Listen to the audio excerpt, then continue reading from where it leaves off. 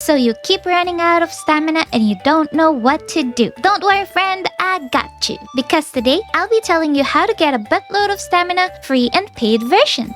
It's so simple, you can even do this during your first week in Mistria. So without further yada yada, let me show you how it's done.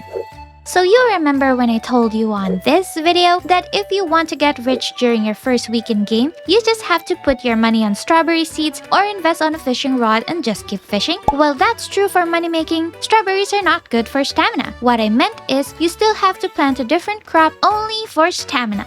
In Mistria, we don't just eat our crops. We're not cavemen! We gotta cook them, else it's a waste of resources. And while turnip sucks when it comes to profit, that entire logic makes it the perfect ingredient for cooking and stamina restoration, because you wouldn't feel bad cooking something that doesn't give you profit. Plus, there's also a recipe that you'll receive in the early game with only turnips as an ingredient. So let me show you a step-by-step process of this technique. Number 1. Get the restorative cooking skill. This skill grants a chance to get buff food when cooking that restores your stamina and health over time.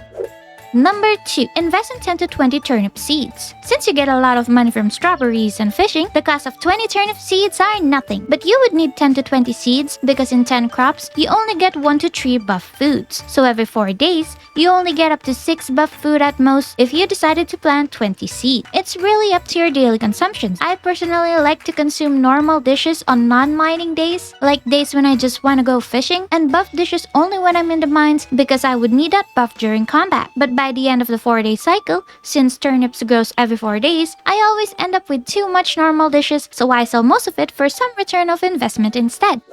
Number 3. Remember to set a day for cooking. Since you're cooking a lot of dishes here, it also means that it consumes a lot of time. And time is already pretty short in Mistria, so it's a good idea to just set a day for cooking and also to cook in bulk. Number 4. Now the last step is completely optional, but highly recommended. If you want to be more efficient with cooking, consider getting waste not, want not, and time to eat so that you can cook without spending time and even get extra ingredients to cook more sliced turnips. And if the sliced turnips are not enough for you, and you want a higher stamina or health regeneration, then consider making baked potatoes instead, though this takes 2 days longer to grow.